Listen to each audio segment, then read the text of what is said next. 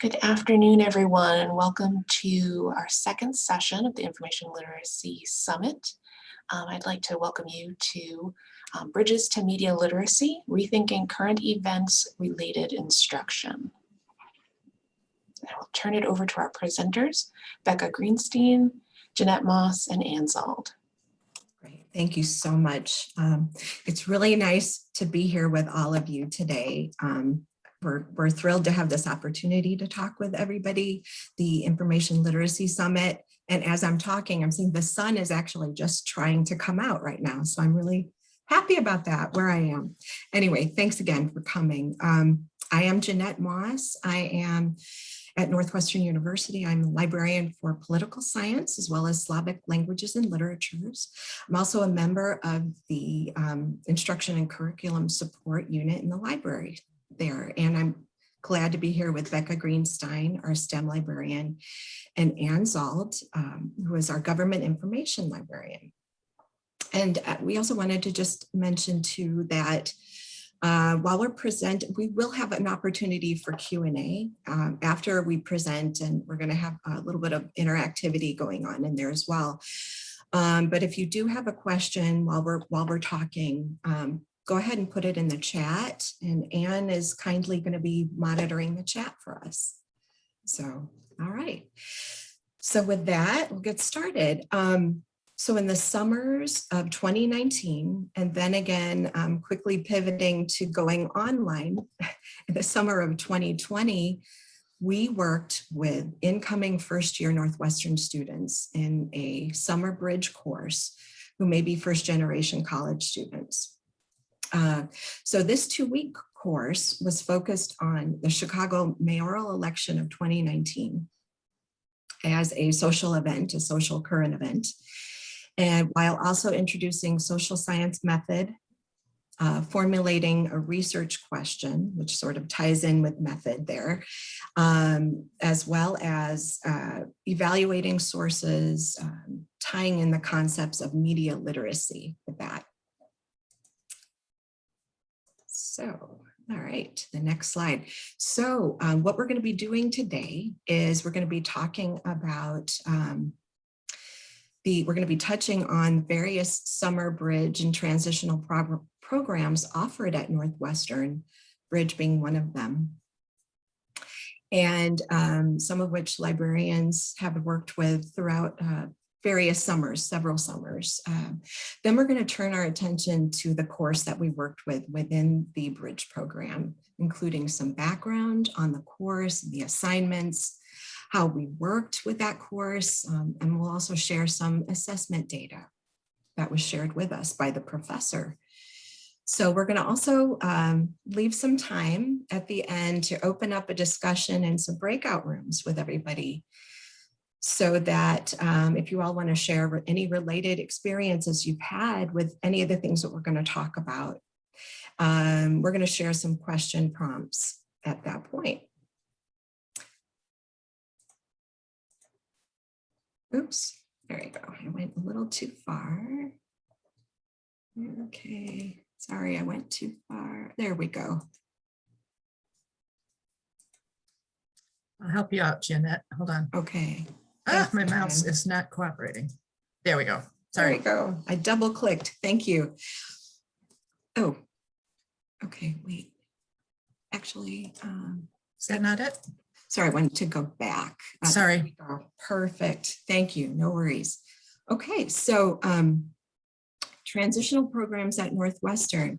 The Bridge program is one of a few that are offered to incoming first-year students to help prepare for success in any discipline, actually. Incoming first-generation students, those from lower income backgrounds, or students who have attended high schools where they may not have had an opportunity, or with limited opportunities for advanced placement or international baccalaureate preparation. So these programs provide, as well as academic coursework, in a very brief amount of time, 4 to 5 weeks before the fall. They also include some co-curricular experience for students. So things like building support networks and help seeking and life and study skills, leadership, and writing skills. So, and speaking of writing skills, the summer academic workshop, which is offered at Northwestern to all schools, is actually taught by the writing program at Northwestern. So that is one that we've worked with as well. And so you can see that the arts and sciences and the School of Engineering, Education, Social Policy are all some other groups and units and schools on campus that are offering these programs. So even though these programs have been around for, in some cases, a decade or more, they have taken on more prominence in the last 3 years with Northwestern's efforts for inclusion and diversification of the university. Also a commitment announced in 2016 to having at least 20% of incoming first year students be Pell Grant eligible by 2020. And so they did reach that goal around in 2018. So along with the Bridge program course that we'll be talking about, librarians have worked with a few others of these, as I've mentioned.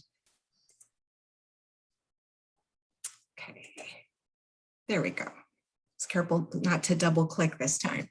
So the Bridge program is the course that we worked with was in the Bridge program, and putting it a little bit more into context here, that program includes 5 weeks in late summer. Weeks 1 through 2 involve courses in quantitative reasoning and critical thinking. Weeks 3 and 4 give students an opportunity to apply skills that they've learned through an additional chosen course. One of those being the course, Humanities 100-2, asking and answering questions in the social sciences and humanities. And in week 5, they meet with their advisors, get to move into the dorms, some of those exciting things. So the course, Humanities 100, the learning objectives for this course, which was taught by a faculty member in sociology and political science, included formulating social science research questions based on the Chicago mayoral election of 2019, identifying appropriate sources and source types to answer those questions, synthesizing sources in order to draft a research plan, and overall being able to describe and interpret a social issue in the context of a class. So going with that, evidence for learning came from group assignment, which was student groups presented a research question that they developed and how it mattered to the mayoral election, as well as individual assignments, which were drafts of a research plan and a short annotated bibliography of sources. And so with that, Becca's going to talk a little bit more now about the course and how we worked with that course. Great, thank you, Jeannette. Sure. See if I can advance the slide. Oh, there we go. There. I'll do it. There we go. Thank you, ma'am. Thank you. All right, sorry. Apparently Our I remote have the power. control isn't doing the best. So as Jeannette mentioned, we worked with this Bridge course in both 2019 and 2020. And 2019, we were in person in the classroom. We were fortunate enough to be able to do 2 sessions both years. 2020, we were on Zoom due to COVID. And both years, we did a timeline exercise at the beginning of the first class. So I'll describe it in general, and then I'll show you what we did for both of the years specifically. So we got to class in 2019, and we distributed a bunch of different Post-it notes to all the students. And we had them brainstorm different types of sources that they could come up with, and just write as many sources as you can on these Post-it notes. Then as they were doing that, I drew a timeline on the board.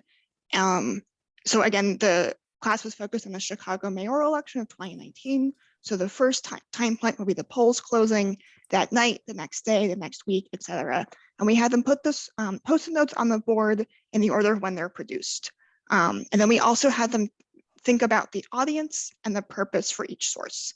And I did a sample source. I think my sample one was newspapers, just to sort of get them thinking about what types of sources we wanted to come up with. We wanted them to come up with. Next slide, please, Anne. All right, so this is what the timeline looked like in 2019. I took these pictures with my cell phone camera, so they are not the best, but I have put what they wrote on the Post-its in black text, so hopefully you can read what they did. So again, polls closed at 8 p.m. on April 2nd, 2019. So what types of sources are coming out that night, the next day, the next week, etc. They came up with a pretty wide range, and for the one that's interviews in the middle here, where can you find interviews? We were talking about that. They also, on the left here, you can see I wrote the words bias and credibility. They came up with those words by themselves. They said, sources have different biases. Who's producing them? Where are they? Credibility. How do you know what you can believe? And we had a good discussion about when sources are coming out, who's producing them, who's the audience, and so this was the 2019 version. Next slide, please, Anne. Okay, so then 2020, we were working from home. Students, I think some of them were in the Chicago area, but some weren't. So we developed a similar version of the exercise using Jamboard, which is through Google Suite. It's a Google product, but it also sort of employs Post-it note-like things. So we thought this would be a good substitute. Similarly, we had the students brainstorm sources and put them on the board, and that they came up with similar things, and we had a pretty similar discussion. So we were able to adapt this activity for a remote environment. Next slide, please. Okay, so just a bit more about what we did in class. We talked to them a fair bit about keyword searching. We gave them a worksheet that had Boolean searching, ands and ors. What's your topic? What keywords relate to your topic? What are synonyms for those various keywords? And we did some searching in PAIS, specifically the Political Science Database. We shared with them the peer review video from NCSU Libraries. The link is in the slides in case you haven't seen that or would like to use it for yourselves. It just walks students through what are the steps in peer review? What steps does it take to get a peer-reviewed article published? Again, we went through some databases. We did prepare a research guide for this class specifically. And thank you, Anne. The link is in the chat if you'd like to take a look. One of the tabs has a list of various sources and specific examples for the Chicago mayoral election that Anne put together, which if the students were a bit confused or want to refer back to the exercise, that was a good source for them. And then something else we wanted to touch on was the various quirks of current events instruction. So say you're doing research about budgets and mayors and how they produce budgets. Well, you might not be able to find articles about your specific state or your specific city, but maybe there are articles about mayors and budgets somewhere else. So that is just one thing to think of. On the second day of class, so I think this was about a week apart, we went into the library catalog and I did a search for Lori Lightfoot, who's the current mayor of Chicago, who was elected about 2 years ago. And I said, and we sort of talked about what sources are you seeing? Are you seeing books, for example? No, because it hasn't been long enough, right? Remember that timeline that we put together, and they definitely seem to understand that. So that was great. And now I'm going to talk a bit about feedback and assessment. So next slide. Awesome. So Jean Clipperton is the professor that we worked with, and she surveys students every year before and after the bridge class. So she asks them the same questions. So this one is, how prepared do you feel to locate reputable academic sources for a research paper? And she gives them a Likert scale from 1 to 5, 5 being the most confident, 1 being the least confident. And you can see that in just the 2 weeks of this pretty short class, they definitely get more confident. You see 2s and 3s and 4s in the before graph, only 4s and 5s in the after graph. And no, I have not done a statistical test to see are the means statistically different, but just when you take a quick look, it does look like they're getting more confident with these skills, which is excellent. Next slide, please, Anne. So same question for 2020. here I don't think the difference is as pronounced, but you are definitely seeing a shift to the right, to the more confident side of the graph, which is great. When we reached out to Jean for feedback for last year's class, she told us that some students were applying for undergraduate research grants, which is great that they actually want to do research. Like, we haven't scared them away. I love it. And there was also a similar trend for the question about reading academic sources. How comfortable are you with reading academic sources? They got more comfortable as time went on. And then the last bit of feedback that I'll share with you, next slide, awesome, is qualitative. So she asked them, what skills did you develop in the course of this class? Just an open response field. They talked about things like citing sources, and one student specifically called out navigating the library. We were like, great, you remembered it. Research skills, time management skills. We did not show them Zotero, the citation management tool, but she did. But I like to show Zotero. I think it's helpful for students to think about how they're keeping track of their citations. So it's great that they were thinking about that as well. And I'll turn it over to Anne. Oh my goodness. Okay. Well, I haven't seen any questions yet in the chat. That sort of concludes our formal presentation. It's a 2-week class, but we sort of feel that this is one approach to teaching media literacy and working with media sources. And we wanted to create a space where you could share your experiences, which are no doubt rich and varied, and then also give you a chance to sort of share and exchange ideas or ask about challenges that you're experiencing, and brainstorm with our peers about how we could maybe get around or beat down those challenges, whatever you do with them. So we have these 4 discussion questions, which we're going to put you in small groups and let you go away at those. There is a link on this slide, and Becca has put that link in the chat so that you will be able to review these questions when you're in your breakout groups. We suspect that you may not address any of these questions, and that's totally legitimate, because the discussion is your space to sort of explore these issues together with us. You will shortly receive an invitation to a breakout room, and we'll ask that you accept it. And then using this document, you could take notes on this document if you choose, or the document will be available to repeat the prompts.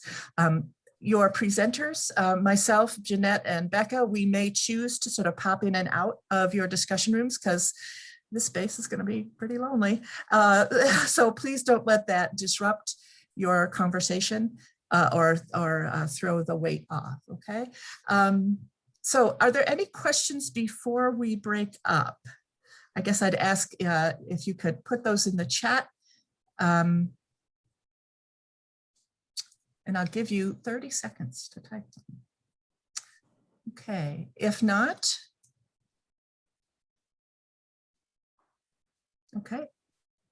okay, so Jen, if you could issue the invitations.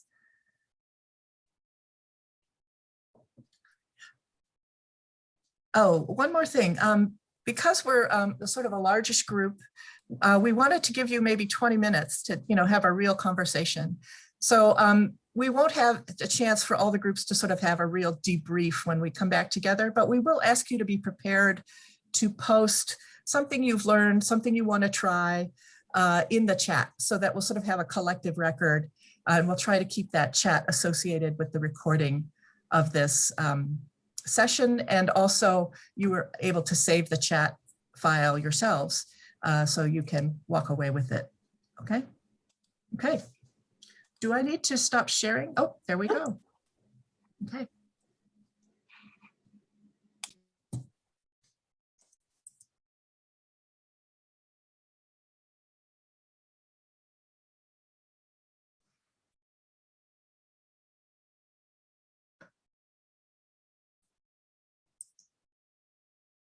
I think I will stop sharing. Okay. Oh, Jeannette went to her breakout room. Okay. Let's see. Now I have lost all my commands. There we go. It looks like we did lose a number of people. Yeah. That dreaded breakout room exodus. Oh, well. So let's see. I don't know if we want to invite Yes. people to move into other rooms. How many people I- are in each room right now? It was supposed to be 4 to 5. We have one room that has 1, 2, 3, 4. And then we have 2 rooms with just 2 people in them and 1 room with 3. Okay. And I'm only allowed to go to one breakout room, unlike when we practiced this. Let's see. How did we fix that? Yeah, you were the brilliance there. I have no idea how you did Let's that. see. I think,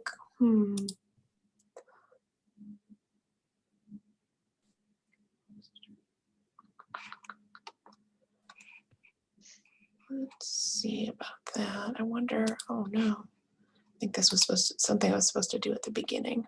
Oh, don't worry about it. Don't worry Maybe I'll about it. just go there. Maybe I'll just go there for a little bit.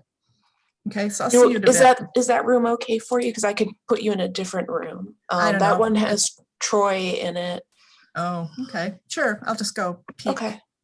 I'll go to mine as well and then come back. Okay, see you in a bit. All right.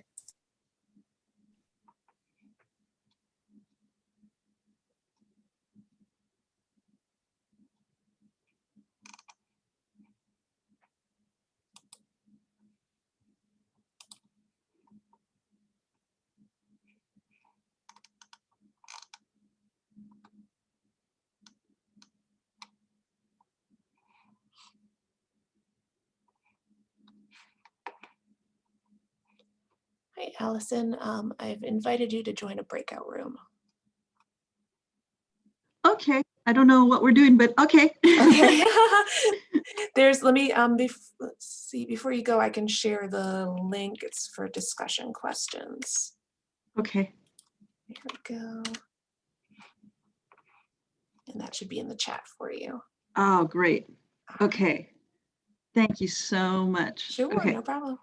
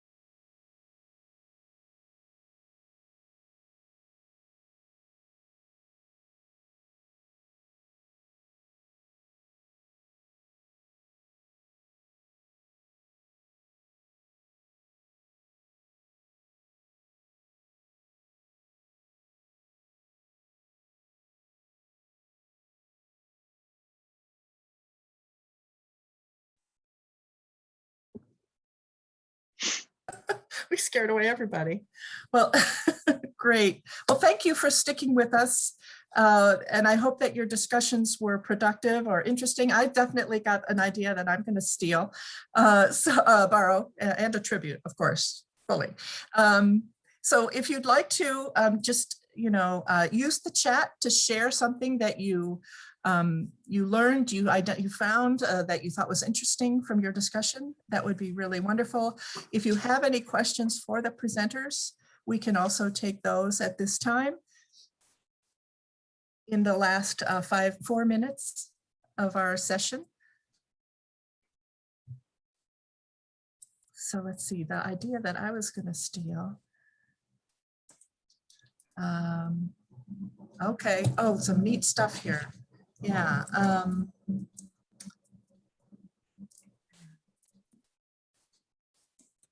Oh, right.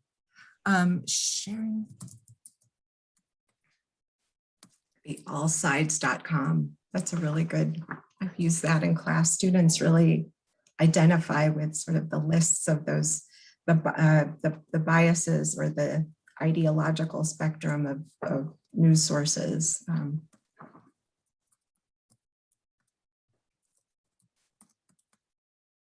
That's great.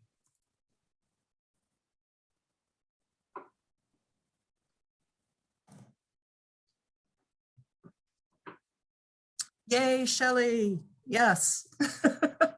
Thanks, Shelley. Remember, high school plus 2 weeks, you can tell them anything. No. They're usually wonderful, young, enthusiastic.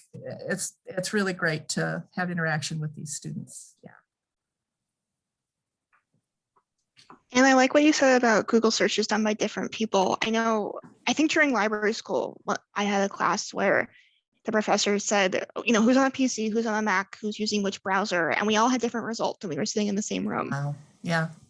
Yeah, that's Valerie. Thank you, Valerie. It was a great, she did this more in the context of algorithm literacy, but a wonderful example that I hadn't thought of. So it's just so immediate. And it's like, what? It's not an even level playing field? No. Okay.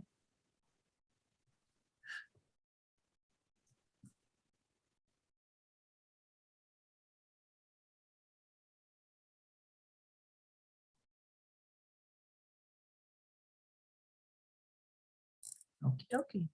Well, it sounds like we're finished. I hope you found this valuable. And we're very appreciative of your time and your sharing of your experiences and ideas. And we wish you the best for the rest of this conference day and tomorrow as well. All right. Keep well.